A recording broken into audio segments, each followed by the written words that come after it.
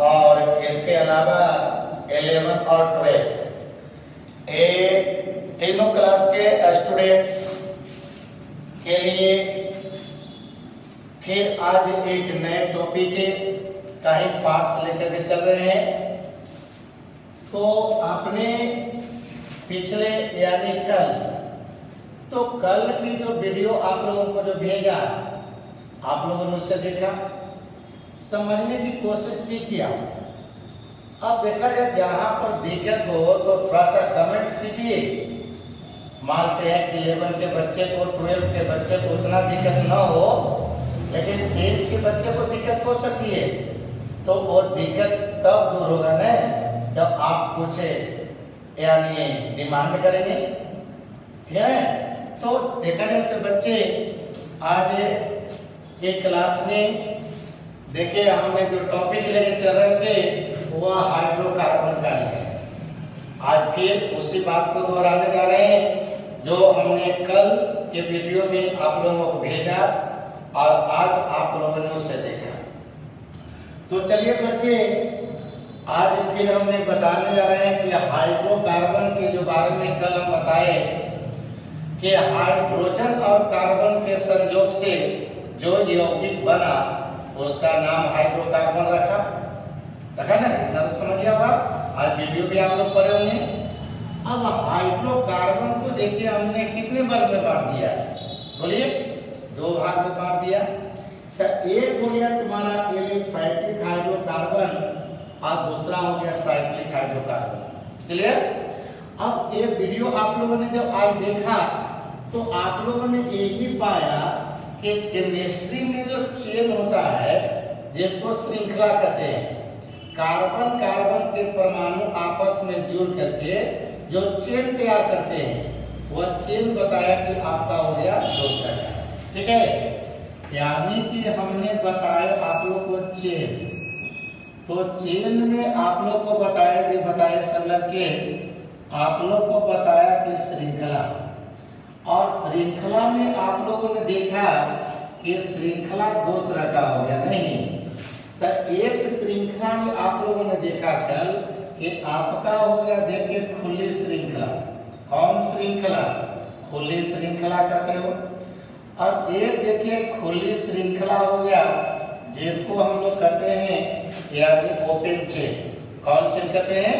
आज वीडियो देखे हो ना, तो आज की वीडियो जब देखा होगा तो फिर या आज की वीडियो भी समझ में आ रहा होगा। कल की वीडियो जब आप लोगों ने देखा और सारी बातों को समझ लिया होगा, तो आज की क्लास समझने में आपको प्रॉब्लम नहीं होगी। तो देखा जाए अगर कार्बन कार्बन के परमाणु आपस में जुड़ करके और खुली श्रृंखला ओपन श्रृंखला में सज जाते हैं तो कहते हैं कि एलिफैटिक हाइड्रोकार्बन हुआ। कौन हाइड्रोकार्बन? लेकिन वही देखिए तुम लोग को बताए कि अगर दूसरा हो जाता है कौन श्रृंखला? बंद श्रृंखला। बोले नहीं तो अगर बंद श्रृंखला हो गया जिसको हमने कहा था क्लोज चेन। कौन चेन बोला? क्लोज चेन बोला, ठीक है। तो आइए बच्चे, ये दोनों के तस्वीर, दोनों की संरचना हमने कल के वीडियो में भेजा था, ठीक है ना। वहां पर आप लोग देखे थे कि खुली श्रृंखला में भी 2 आया था। तो एक था सीधी श्रृंखला और एक था शाखित श्रृंखला। बात समझ रहे हो? अब वह तो बंद श्रृंखला की तो बात ही अलग हो गया। तो एक खास करके हम लोग खुली श्रृंखला वाला अगर जगह चलते हो जिसको एलिफैटिक हाइड्रोकार्बन कहते हैं, ऐसे एलिफैटिक हाइड्रोकार्बन का देखिए आज हम कहानी आगे बढ़ा रहे हैं। तो देखिए सभी बच्चे कि एलिफैटिक जो हाइड्रोकार्बन है, ठीक है, ये एलिफैटिक हाइड्रोकार्बन ये समझना सब लड़के ये 2 तरह के हो जाते हैं। ये तरह का हो जाता है और 2 तरह का देखिए ये हो जाता है। कौन? एलिफैटिक यानी हाइड्रोकार्बन, समझिए। तो एक जो हाइड्रोकार्बन हो गया उस हाइड्रोकार्बन को देखिए कहते हैं संतृप्त हाइड्रोकार्बन। क्या बोलते हैं? देखा जाए संतृप्त हाइड्रोकार्बन कहते हैं। क्या बोलते हैं? संतृप्त हाइड्रोकार्बन कहते हो, जिसको सैचुरेटेड बोलते हैं। क्या बोलते हैं? देखा जाए सैचुरेटेड यानी हाइड्रोकार्बन बोलते हैं। ठीक है। अब दूसरा जो होता है वो देखिए आपका होता है असंतृप्त। ठीक है, यानी असंतृप्त हाइड्रोकार्बन। और इसी को हम लोग बोलते हैं अनसैचुरेटेड। क्या बोलते हैं? अनसैचुरेटेड। ठीक है ना? तो अनसैचुरेटेड यानी हाइड्रोकार्बन, समझिए। यहाँ पे अब हम लोग देख रहे हो कि एलिफैटिक जो हाइड्रोकार्बन है, जिनमें बताया कि खुली श्रृंखला पाई जाती है, तो खुली श्रृंखला वाला को भी अगर लेके चलते हो तो यहाँ पर ये भी दो भाग में बढ़ जाता है। क्या भाग में बढ़ जाता है? दो भाग में बढ़ जाता है। तो एक देखिए संतृप्त हाइड्रोकार्बन हो गया, और दूसरा असंतृप्त हाइड्रोकार्बन हो गया। बात समझ रहे हैं? संतृप्त कौन हो गया? असंतृप्त हाइड्रोकार्बन हो गया। अब यहाँ पर सवाल उठता है कि संतृप्त हाइड्रोकार्बन किसको कहते हैं और असंतृप्त हाइड्रोकार्बन किसको कहते हैं? बात समझ रहे हो? अब देखिए संतृप्त हाइड्रोकार्बन जो होता है इसी को देखिए हम लोग कहते हैं पैराफिन्स। क्या बोलते हैं? इसी को बोलते हैं पैराफिन्स। समझिएगा। अब यहाँ पर देखिए पैराफिन्स हो गया, तो यहाँ पैरा का मतलब होता है कम, पैरा का मतलब कम, और ये फिन्स का मतलब क्रियाशीलता। वैसे यौगिकों का समूह जिनके मेंबर यानी सदस्य कम क्रियाशील होता है। बस समझिएगा। तो यहाँ संतृप्त हाइड्रोकार्बन में जितने भी आने वाले हैं एग्जाम्पल, इस सब की क्रियाशीलता कम होती है, इसलिए इसका दूसरा नाम पड़ गया पैराफिन्स। समझिए, यानी पैराफिन्स का मतलब हो गया यानी कम क्रियाशील। ठीक है, तो कम क्रियाशील कहते हो इसलिए इसका नाम पड़ जाता है पैराफिन्स। पैराफिन्स के अलावा इसको हम लोग ज्यादातर पुकारते हैं, वह है तुम्हारा एल्केन। क्या है जी? एल्केन बोलते हैं। समझिएगा, यानी एल्केन। तो ये हो गया देखिए संतृप्त हाइड्रोकार्बन का ही यहाँ पर हम लोग तीन नाम से पुकारते हैं। एक हो गया संतृप्त हाइड्रोकार्बन, इसी का दूसरा नाम है पैराफिन्स, और इसी का तीसरा नाम है एल्केन। क्या नाम है? एल्केन। क्लियर है? अब समझ रहे ना आप लोग? हाँ, समझते जाइए, ठीक, धीरे धीरे उसको सोचिए, समझिए ना, तो कोई दिक्कत नहीं होगा। अब देखिए दूसरा जो देखा जाए, अब तुमसे कहेगा कि बताओ तो संतृप्त हाइड्रोकार्बन कहते हैं किसको? क्लियर है? क्या बोलेगा? संतृप्त हाइड्रोकार्बन को कहेगा तो डिफाइन कीजिए, इसका डिफिनेशन लिखिए। तो इसका जब डिफिनेशन की बात करता हो तो इसको ऐसे बोलिएगा, या आप लोग नोट कर लीजिए। कहते हैं कि वैसे हाइड्रोकार्बन, ठीक है, वैसे हाइड्रोकार्बन जिसके अणु में, ठीक है, वो वैसे हाइड्रोकार्बन जिसके अणु में उपस्थित कार्बन परमाणुओं के बीच, ठीक है, या कार्बन के परमाणु एकल सहसंयोजक बंधन के द्वारा जुड़े रहते हैं। ठीक है, कैसे मिलेगा? वैसे हाइड्रोकार्बन जिनके अणु में उपस्थित कार्बन परमाणु, ठीक है, सभी कार्बन परमाणु जे बोले सभी कार्बन परमाणु एकल सहसंयोजक बंधन के द्वारा जुड़े रहते हैं, उसे संतृप्त हाइड्रोकार्बन या एल्केन कहते हैं। क्या कहते हैं? एल्केन कहते हैं। अब जरा समझिएगा, तो एल्केन का हम लोग जो समान सूत्र बोलते हैं, समझिए। तो एल्केन का जो समान सूत्र होता है, देखेंगे सभी लड़के, समान सूत्र यानी जिसको बोलते हैं जनरल फॉर्मूला। तो समान सूत्र जो होता है वह देखिए आपका होता है यानी CnH2n और प्लस होता है 2। ठीक है, CnH2n प्लस 2। अब इसी में हम लोग कहते हैं कि जहाँ पर n का जो मान है वो रखते हैं 1 2 3। आपको जहाँ तक जाना है इस तरह से आप लोग अनंत तक जा सकते हैं। ठीक है, तो यहाँ पर समझिएगा कि n का मतलब कार्बन परमाणुओं की संख्या। अब यहाँ कार्बन परमाणुओं की संख्या यानी n पर निर्भर करता है इस यौगिक का अवस्था। अब यहीं पर देखता है अगर n का मान अगर 1 2 3 4 रखते हो तो समझिए कि आपका गैस के रूप में प्राप्त होगा। अगर n का मान 5 से शुरू करते हैं और 5 से लगभग 16 तक ले आते हैं तो वह द्रव के रूप में पाया जाता है।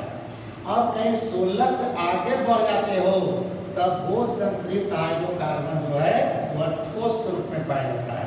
याद करेंगे सब लड़के। अब यहाँ पर देखा जाए n का मान मानते हैं कि आपने 1 लेते हैं। अब n का मान जब 1 लेते हो तो AC का नाम शुरू करते हैं मेथ से बोलते हैं। ठीक है ना। यही कार्बन की संख्या अगर 2 हो जाता है तो AC को देखिए हम लोग एथ कहते हैं। क्या कहते हैं? एथ कहते हैं। कार्बन की संख्या अगर कह देगा कि आप 3 लेके चल रहे हैं तो AC को हम लोग प्रोप कहते हैं। क्या बोलते हैं? प्रोप बोलते हैं। अगर इसको 4 लेते हो तो AC को देखा जाए हम लोग ब्यूट कहते हैं। कहते हैं नहीं। इसी तरह से कार्बन की संख्या 5 लीजिएगा तो यहाँ पर देखा जाए यानी पेंट लेते हैं।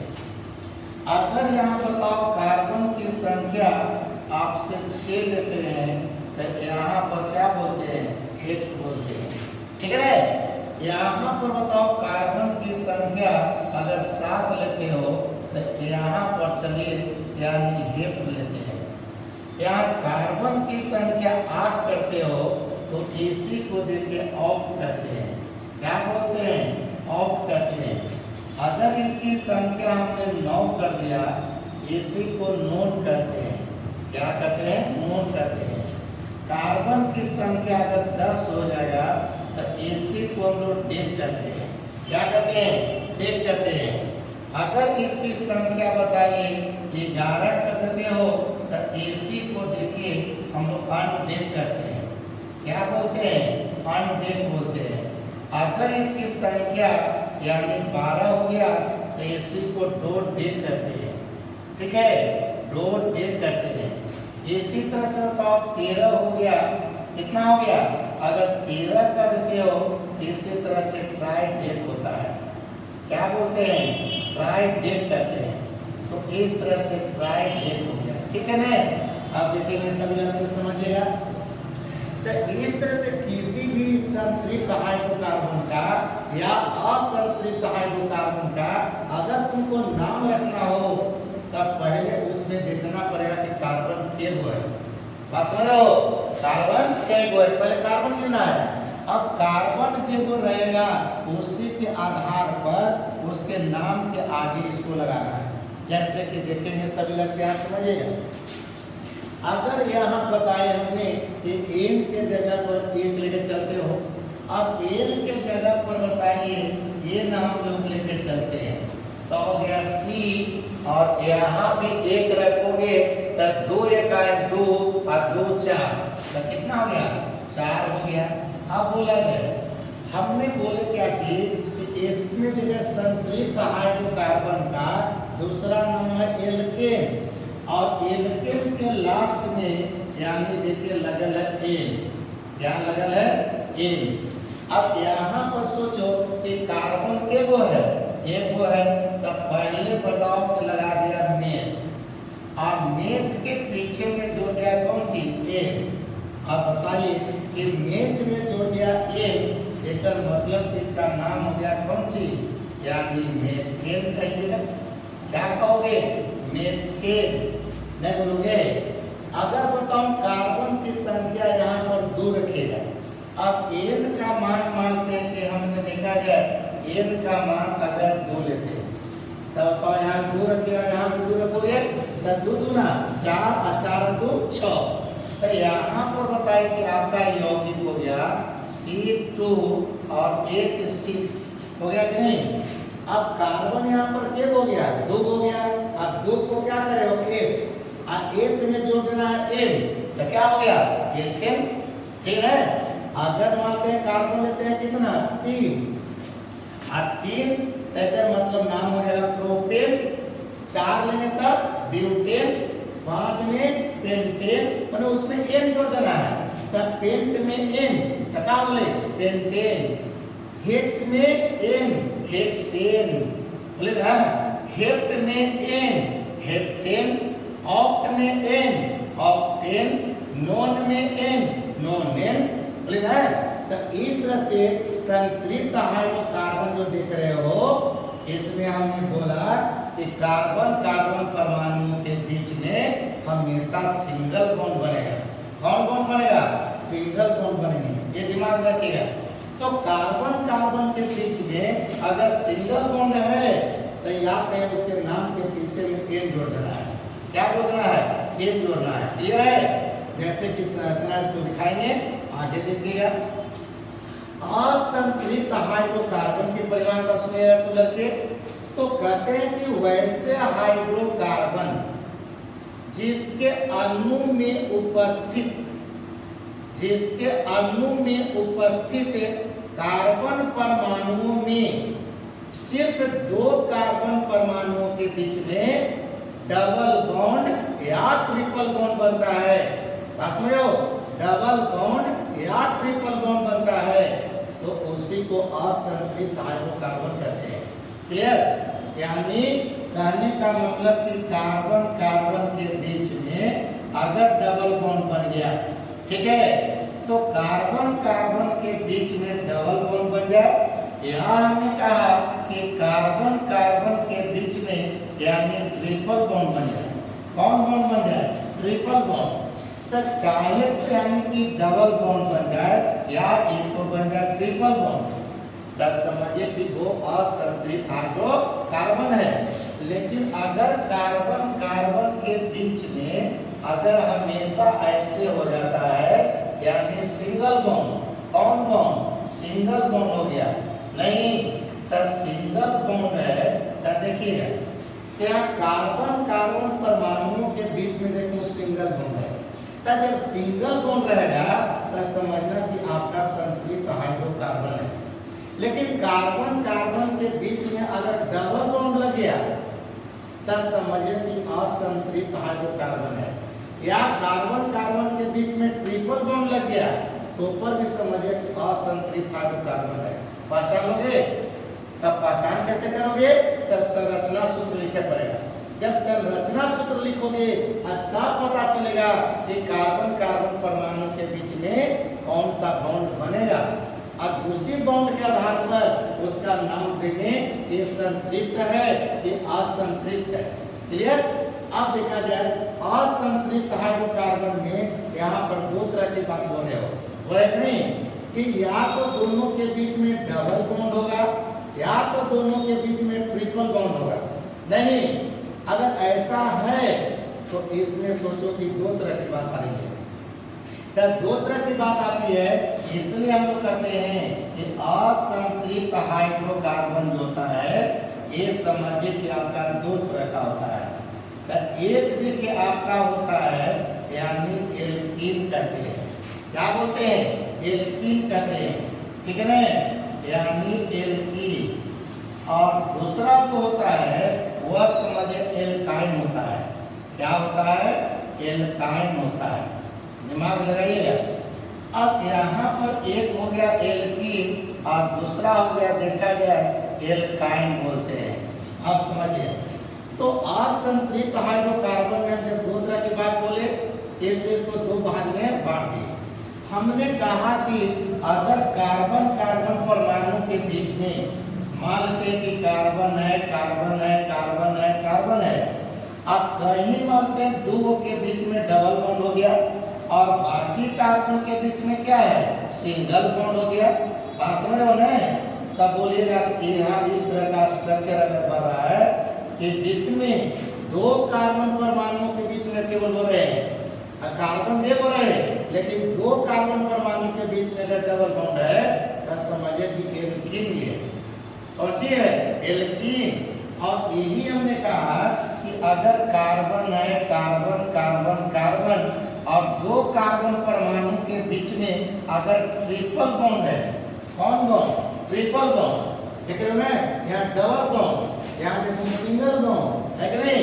यहाँ सिंगल बॉन्ड, यहाँ पर डबल बॉन्ड और यहाँ पर ट्रिपल बॉन्ड। तो अगर ट्रिपल बॉन्ड हो गया तो समझिए कि एल्काइन हो गया। कौन हो गया? एल्काइन। और तब इसमें देखा जाए इस तरह से आ जाएगा, इसका स्ट्रक्चर पूरा हो जाएगा। कार्बन के पास क्या इलेक्ट्रॉन था? 4 इलेक्ट्रॉन, तो 3 इलेक्ट्रॉन देके इधर शेयर कर लिया और 1 इलेक्ट्रॉन इधर कर दिया, तो 4 इलेक्ट्रॉन से खत्म हो गया। तो चलिए इसको स्टेप पूरा हो गया, इसका भी स्टेप पूरा हो गया, बाकी बच गया तो यहाँ से हाइड्रोजन जोड़ दिया। नहीं पता है कि हाइड्रोकार्बन का मतलब होता है कि इसमें बाकी जहाँ बच गया जगह उसमें क्या जोड़ देना है? हाइड्रोजन जोड़ देना है। तो ये समझिए कि हाइड्रोकार्बन में आ जाएगा। नहीं, अब ऐसे ही बाकी है तो जहाँ बचल है उसमें क्या जोड़िएगा? हाइड्रोजन जोड़ दोगे। जोड़ेंगे कि नहीं?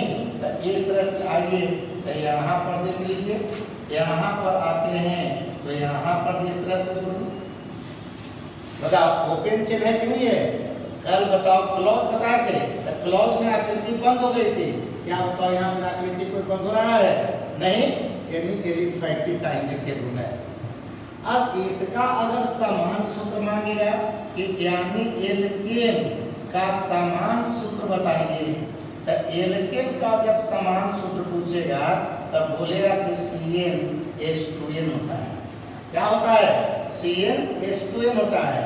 और यहाँ पर n का मान शुरू करते हैं 2 से, तो 2 3 4 5 6 इस तरह से हम लोग बढ़ते जाएंगे।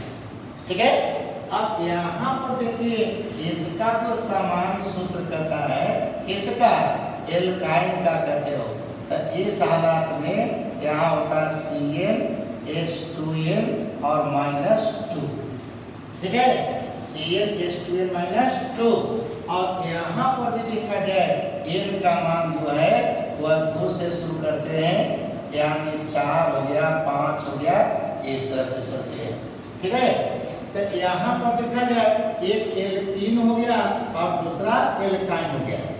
अब एल्कीन में समझिए कि 2 कार्बन परमाणु के बीच में डबल बॉन्ड और वहां पर 2 के बीच में ट्रिपल बॉन्ड।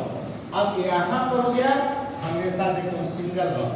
तो जब सिंगल बॉन्ड रहेगा तो इसके नाम में जोड़ते हैं n। अगर कहीं डबल बॉन्ड हो गया तो इसके नाम के पीछे में जोड़ते हैं in। अगर कहीं ट्रिपल बॉन्ड हो गया तो इसके नाम के पीछे में जोड़ते हैं आयन। ठीक है। तो इस तरह की हमने बहुत सारा एग्जांपल्स अगले क्लास में लेंगे। आज इतना तुम लोग तैयारी करो। हाइड्रोकार्बन का 2 वीडियो हो चुका है, इसको पूरा पहले समझिए, उसके बाद फिर अगले क्लास में इससे रिलेटेड एग्जांपल हम देंगे और उसका नाम रखने की तरीका सिखाएंगे। ठीक है। तो आज क्लास यहीं पर स्टॉप करते हैं। धन्यवाद। Good night.